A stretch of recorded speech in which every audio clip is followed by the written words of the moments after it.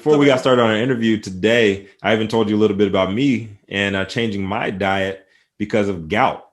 I want to live longer. I want to make sure that I'm taking care of my body. I want to make sure that I'm able to live a long life like yourself and still be shooting hoops, well into my elder years. How can we begin to convey that message to the people of our communities? Because it's important that we get that information out.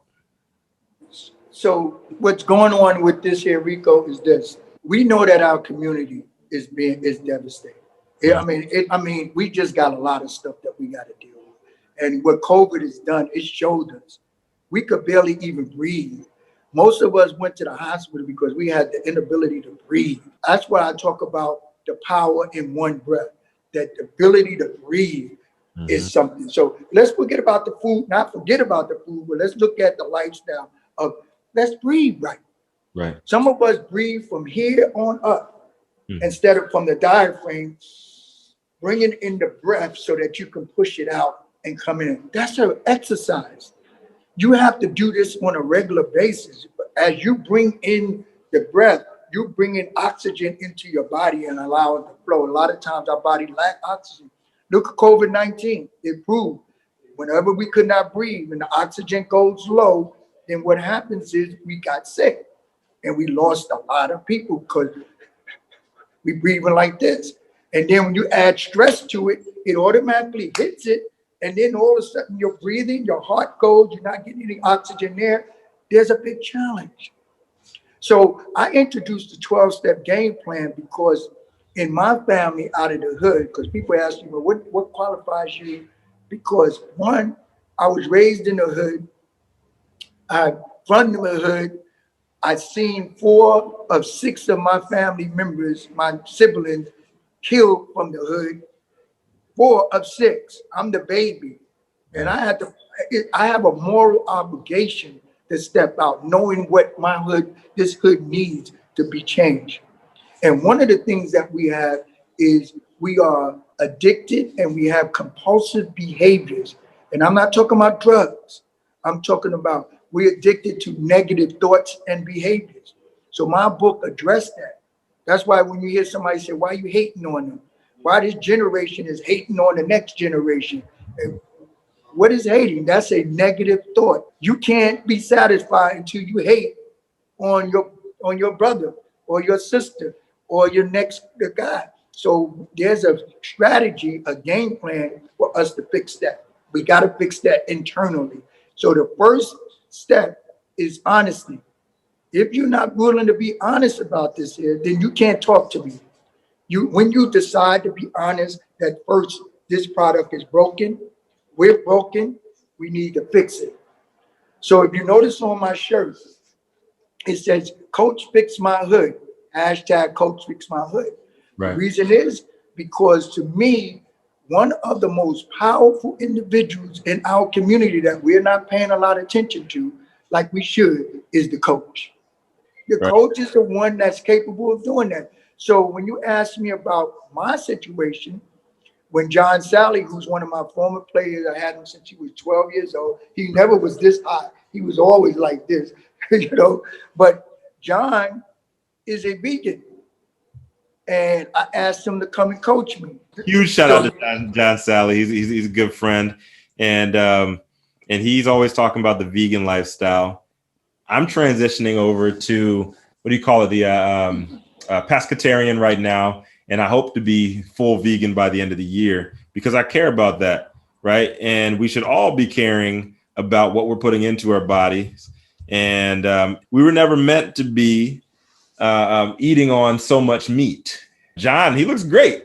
His skin looks great. He's moving around better now than he had years ago because he is full vegan. Is that something that you incorporate in your lifestyle? The plant? Yeah. So John and I, we that's my buddy. I mean, he's one of my players. So once the player, always one of my guys. When he got into this vegan stuff, I admonished him and say, hey, yo, you need to coach. He like, Coach, I'm not a coach. I said, yes, you are. I said, this is what I want to do with you. I want you to become a one breath transformation coach. That's one of the things that I help individuals to become a coach. I want to be your first person that you coach. So about 5 years ago, he started coaching me on this vegan thing. And I started giving him the one breath transformation coaching techniques, which I do with individuals so that they could become coaches. Once I became coachable through him, then I became a vegan. Right. And I became what you call a vegan diet. There's a difference. I Mm-hmm. have a plant-based diet. That's not necessarily I am a vegan from a philosophy standpoint, Right. but I am a vegan. I have the vegan diet because I'm looking for my health.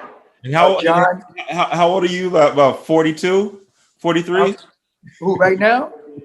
You Yo, 40? man, don't even try it. I still got my jumper going, boy.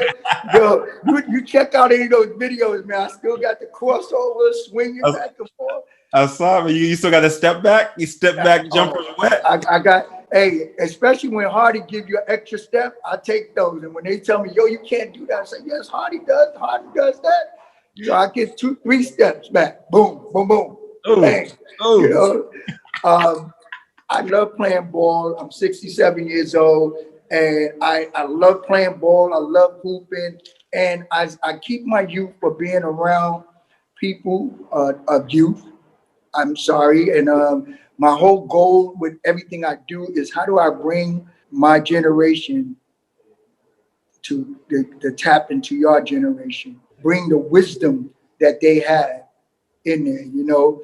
And I have a slogan. I said, as I learn, I teach, and as I teach, I learn. I'm coming with a relationship to say, hey, look, I want to learn as well. Right. You know, I don't want to walk around with a flip phone. You know, I want to be on Instagram. I want to be on Twitter. I want to be on Facebook. Now I'm on the what is that? The A clubhouse, clubhouse? the club Clubhouse? room. Man, I'm on that. And every time I come on it now, everybody's like, yo, coach, come up. I want you on the stage. I'm gonna have to start charging them, man. Because they put me on the stage. Yo, I got the legendary coach. I'm having a ball on that. My daughter introduced that to me. It, You it, it, know? comes, it comes full circle, right? And Yeah. I think that's so awesome, learning from multiple generations because we can all coach each other in different aspects of our game. We spoke a little bit about cannabis on the CBD side, and my grandfather, right? I don't know if I told you this, but when I left corporate finance, I was in corporate finance for 10 years. I left corporate finance. A lot of people didn't even talk to me. They wrote me off in my family because they were mad because you did this, you got 2 Northwestern degrees, and you didn't make it to the NFL. You got into corporate finance. You threw away your career. I'm like, this is what the future is. Like corporate finance. When I was in it about 5 years ago, 6 years ago now, it was already starting to die. The money that I was making was not attainable the next year. And cannabis actually did save my life. It helped me break my own addiction. I knew that there was more to it. Once I found out that my tumor was benign, the first thing I wanted to do was go towards what I knew was working, and that was cannabis. Craziest thing, one of the first people who called me up to ask me to coach him up was my grandfather. And so my grandfather from Martinique, he has gout like I do. Mm-hmm. And he had multiple ailments, like from his knees to his elbows. And he told me, he's like, tell me about this CBD. And then he called me up a couple of more times and I was able to get him some product. He's down in Florida and he danced for the first time in almost 10 years. He Right. was throwing down, man. And Yeah. he was throwing, he's from my grandfather, he's from Martinique. and, Okay. Yo, so I know he had some music he's going. popular with the ladies down there too. And he's like, man, he's like, I've been able to dance like this in years. That's right. I was able to reach across that generation, and now as we are, CBD is worldwide. THC is starting to spread. I really think that's important.